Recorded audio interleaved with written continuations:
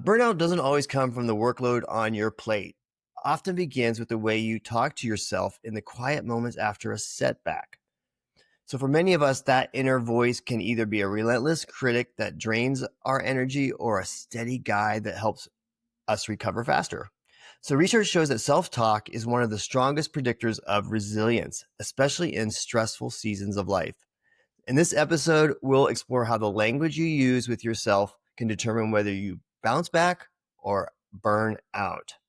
And a reminder to like or subscribe to this video. It helps us get this out to more people who aren't subscribed. So Dr. Teplow, when it comes to burnout, what does the science actually tell us about the role of self-talk, and why can the way we respond to ourselves with after a setback make such a difference in whether we recover or we spiral? Yeah, such a good question. And there's lots of science. I mean, all of cognitive behavioral therapy is based on self-talk and our irrational thoughts and the dysfunctional thoughts that we have. And so there's plenty of science that that validates the assertion that your self-talk can drive what you do. At the same time, I want to insert the idea that what you focus on grows bigger. And so there's a joke, what color was George Washington's white horse? Now, I don't know if you've heard that joke, I but have not. it's like, what color? Oh yeah, what color was it? I don't know. I never heard about, what color his white horse was. So because of how you say it and the syntax, you focus on color, not recognizing that I just told you it was a white horse. There's also that gorilla experiment. You can find it on YouTube. There's the blue team and the white team, and they ask you to count how many times the white team passed the ball. And so there are two groups of people and they're passing the ball back and forth, and you're counting. And, at the end says, and the end is not the question of how many times did the white ball pass the ball. It was, did you see the gorilla walking behind? And they had a guy dressed up in a gorilla suit walk behind the players. Of course, nobody notices the gorilla because what you focus on grows bigger and actually takes precedent over everything else. So you're looking at the white ball. You don't notice there's a huge gorilla going in back. So that's interesting because the self-talk is part of our perception of how we are viewing the world, kind of our mindset in some ways too as well. And that I think is interesting when we talk about burnout, because we could just really be focusing on what is set us back or what's not working correctly or well for us, or whatever the thing is really grinding us down. And there's a stat that says a new study that nearly 66% of workers say they're burned out. So that's at an all-time high. So it's almost universal now that people are feeling that their perception is of being burned out. And so what you're saying is that's part about what we're focusing on. Absolutely. And I also think that some of those statistics, I wonder whether there's sort of faddishness. That's a self-reported number. That's why I said it's sort of interesting, because it's that perception. Yeah. And a lot of people are talking about victimhood, that being a victim, is being more celebrated in this current culture. And so I don't know if, how much of, I mean, it's cool to be burned out. That's just proof how, hard I'm working. Yeah, how hard you're working. Oh, I'm burned out. And to that, I do have a little bit of science. And that was, I think it was Amy Edmondson at Harvard who did a study as part of her job crafting research, is the study of housekeepers in a hotel. And half of them, of course, they couldn't get exercise because they were so exhausted at the end of the day, making who knows how many beds and scrubbing toilets and vacuuming, etc. Half the group, she said, that there was the control group. She didn't say anything, just, do your job, right?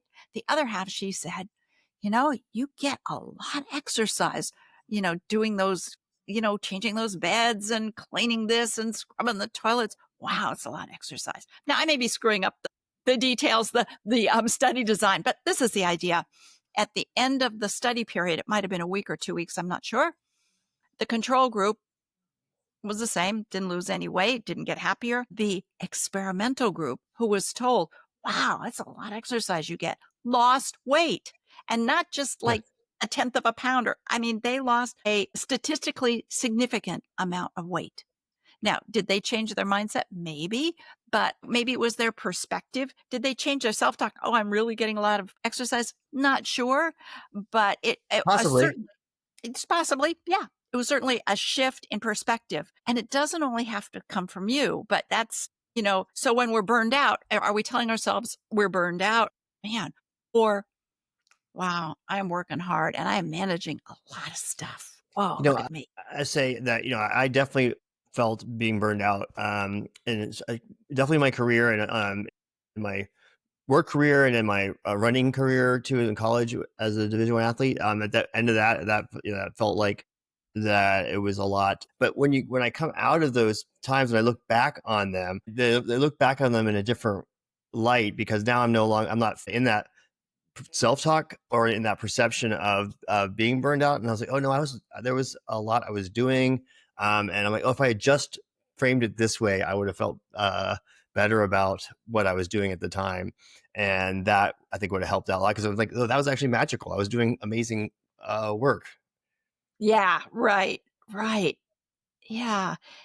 And that's the question is, how do we shift the mindset? And I Yeah. think, one of the people that we work with who's in our coaching group said she's been working with us quite a lot. And just recently she said something so wonderful. I said, you know what I realized? Our mind just makes up stuff and Yeah. it just makes it up and you don't have to believe it. So because you're invited to that, burnout party or I'm so, oh, poor me party, doesn't mean you have to accept the invitation, right? Right. And so I think one thing that brings up is that how much is due to really circumstances, we have that deadline, and how much do we impose on ourselves? Sure. No, totally. I viewed it at myself, and looking back at it is just how I was perceiving the situation and how I could even have just looked at it in a different way. Or like as we go back to the self talk, it's if I look at it in a different way. If I'm saying I'm burned out a lot, and I feel I'm burned out. I say I'm feeling tired. Saying I'm tired constantly to myself. That reinforces itself. And so, after taking some time away and becoming more refreshed and whatnot, looking back on it, then I'm like, oh no, I could have said this to myself. It's the same. It was the same reality. The exact same reality. Absolutely. So how does someone shift out of that, or how do we? Because the brain just brains, as one of our clients says, the brain just brains. So I can't control those thoughts that are coming in. But I know with our process and our solution focused approach that there's ways to start thinking in a way that has more hope. Yes. It has more hope. And that is, yes, that is the key word is hope. So when we're burned out, so hope and hope theory says that, that to reach goals, to live the way we want, there are three things required. Um, is you do have a goal. You know what you want, not what you don't want. I mean, that you can do, I don't want a messy office, but you'll never get a better office. The office will never change unless you know what you do want. We've talked about destination. You jump into a taxi and say, I don't want to go there. I don't want to go there. Well, taxi isn't going to pull away from the curb because they have no idea where to take you. So that's something when you have a destination, when you know the difference it will make and what you focus on grows bigger. So that's one thing. So you need a goal. You need agency. You need to be able to say, yes, I can do that. So remembering what you've been able to do in the past, remembering, hey, I am managing. Okay, I'm burned out. But what am I doing? All these things. What are all the things I'm doing that enables me to show up at work tomorrow morning or, hug and kiss the kids instead of yelling at them or whatever. So that's agency. You have to believe that you can do it. And the other thing is pathways. Is as we've said multiple times, there are many pathways to the same river. So, so how do we give ourselves hope? Yeah, that multiple pathways, the same rivers, I think is so key for burnout. Because then you start to say, wait, there's different ways I can go about this, and there's different ways that I can look at this situation. And the burnout, I think, comes from just seeing what's one path that you're on. Like, I'm just stuck Yeah. and I'm disconnected from the goal and I don't believe I can do it. All those things that all the three pillars of the hope theory, as you just described, are blocked when you feel burned out in my experience. Yeah. And I think that also the meaning, people can do hard stuff, really hard stuff, and endure for years if it has meaning. We know that some of the guys who were in prisoner of war camps in Vietnam for years, undergoing, living through horrible stuff, torture and starvation, etc. What kept them going was as that sense of hope that life had meaning. They remembered their kids, they remembered their families, and they did what it took, even if it was, isometric exercises. That gave them agency. I mean, there's a story of somebody doing, I don't know how many hundreds of push-ups a day. Um, and thinking of all the different ways that they could survive. That's pathways. And the goal was to return to their families, and even Viktor Frankl in a concentration camp with little hope that there would be any escape was how can I be in this situation right now in a way that tells me I'm doing the best, I'm being my best self, my best version of myself. So is that patience? Is that generosity? Is it a sense of dignity when you can't do anything else? I don't know, but I think that that's asking about, how do I want to see myself?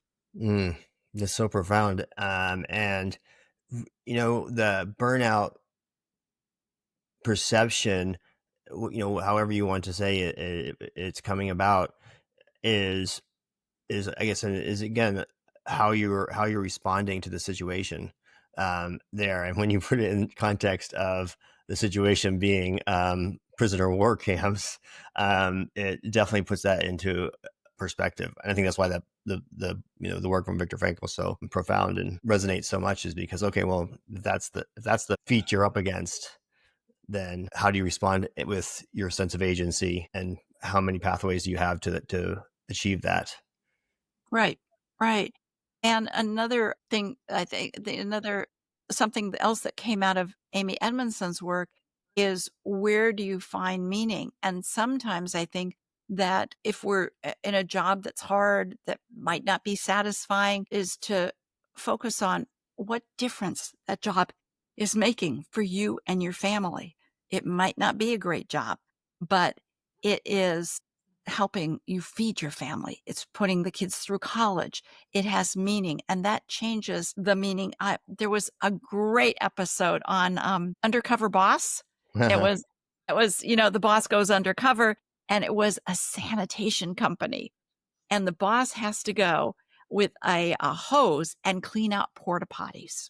So he's trained to clean out porta potties, and the guy that's training, that's always has a smile on his face. It's the most disgusting job, but the guy is smiling, he's happy, and the boss is astounded.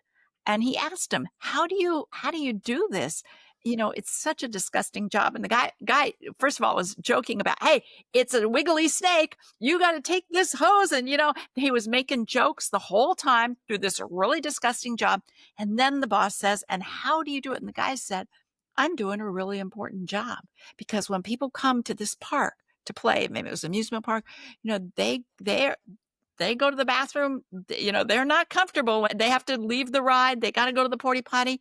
When it's clean, they have a more pleasant experience. And that shapes that whole experience in the park. I have an important job because I give them something comfortable.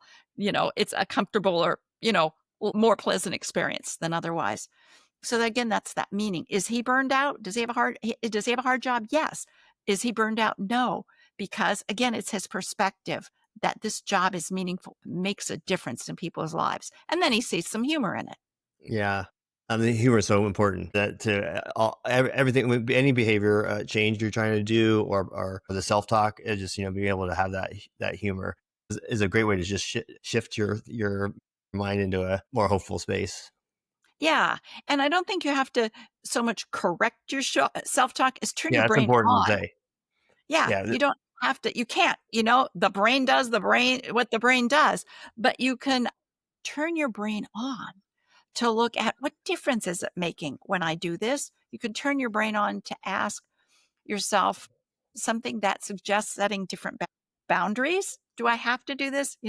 We set so many we set so many expectations, or we impose so many um, um, demands on ourselves. Well, does that deadline have to be met really at that exact time? Is the world going to fall apart? Or can I take an extra half hour, maybe to go for a walk and then come back? So it's asking ourselves, what works? What can we manage? What difference will it make if I do this or don't do it? And then imagining what a better future would be, even just a few days out. So suppose I was more peaceful, or I was handling this in a little easier way. What would I be doing? Not what can I do, because the brain immediately shuts down with, oh, that's not realistic. You can't do that. You've tried it before. But okay, so suppose it's stimulating the imagination and creativity. Suppose I go into work, even tomorrow, and I manage things just a little bit better, what would I be doing? And go with it. Relax into it. See what comes up. Yeah, I want to emphasize what you just said, where that you can't change your self-talk.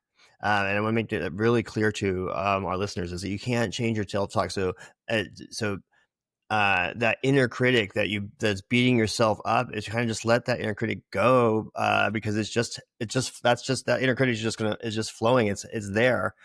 We can't stop it. So be kind to yourself in that way, and then ask yourself that those kind of questions. Like, you can give some more examples. The kind of questions that ask yourself that help start to say, okay, well, that thought's going to happen, but what can I ask myself? We've talked about this before. What can I ask That's right. myself? Yeah, that's such an important idea, is that it's not just what we're telling ourselves, because we tell ourselves a lot of stuff, we don't have control over. We have negativity bias, right? We look for, the stuff that's bad sticks. We also have a confirmation bias. So if we tell ourselves, so burned out, we're going to be looking for things that confirm that belief. But we don't have to get into that. What we can do is ask ourselves, wait a sec. I am surviving. Yes, I have a tremendous workload. It's not fair. I'm not being paid enough, and my boss is a grump. Doesn't matter. Is what am I doing that's helping me even get up in the morning and show up at work? And what difference is it making to me and the people I love or need to take care of? So that's Well, one thing. yeah. And what else then? And the next thing is, what suppose in the next 24 hours I change one thing, what would that be? What could I do that would increase the likelihood or the chances of my feeling whatever, that not burned out? And get a word for that. Let me interject. Oh, that's a great point. Yeah, instead of, I don't want to be so burned out. Well, what do you want to be? And get the word that you do want, because not burned out, not stressed out, those are all avoidance goals. Those are what you don't want. But again, when you hop into the taxi and you tell the taxi driver, I don't want to go to the zoo and I don't want to go to the aquarium, they aren't pulling away from the curb, because And they the don't zoo want. and the aquarium is stressed out and burned out. Exactly. Yes. Thank you for filling that in. So where do you want to go? And it's different for every person. Yeah. Maybe it's energized. Maybe it's relaxed. Maybe it's calm. Maybe it's peaceful. Maybe it's happy. Maybe we don't know. It could be, if I weren't so burned out, I'd be able to be silly. Sometimes I used to be silly. I liked it. So fill that word in. And that could be a lot of work, because we often don't think about what we do want and what that will look like. So Oh, that's that's so powerful. And that's what I miss too as well. Is when burned out. Well, okay. Well, where do you want to be instead? And then, as you said, what's one thing I could do in the next 24 hours to tell me that I was moving in that direction towards whatever that. Yeah, exactly. And you never know. And what's cool is, I talked about turning your brain on, is once your brain's turned on, the things that you think you should have done or could do, they may fall by the wayside because you have so many other ideas. And that's cool. All right. Well, that sounds like a perfect place for us to wrap up. I want to note that we do have a self-talk mastery quest where we go into all of this in much more detail and give you so many more tools for your toolbox to help you strengthen your mental and emotional resilience, reduce stress, and build unshakable confidence. This is one of our most popular quests. So join us on September 22nd. We also have a self-talk quiz that you can take that gives you your self-talk style. And that also gives you some questions that you can ask yourself. Again, asking yourself the questions, as we talked about, that you can use to help with that conversation when your brain is braining. If this episode resonated with you and you are ready to move beyond willpower and align your behavior change with your identity, we invite you to join us inside Stamina Lab, whether it's through our core health coaching program or our next quest, like the Self-Talk Mastery Quest. We're here to help you become the person you are already on the path to being because you are listening to this podcast. Also, please hit like and subscribe. We talk about solution-focused strategies every week, and that will gift you this in your feed. And what else? I think that's it. If you want to learn more about our unique solution-focused approach and book a complimentary coaching session, visit staminalab.io and leave questions and comments below. We'd love to answer those. Thank you, Dr. Teplow. Thank you. And thank you, everyone, for listening. Until next time, remember, you are your own lab, you are your own experiment, and you are your own best coach. Be well.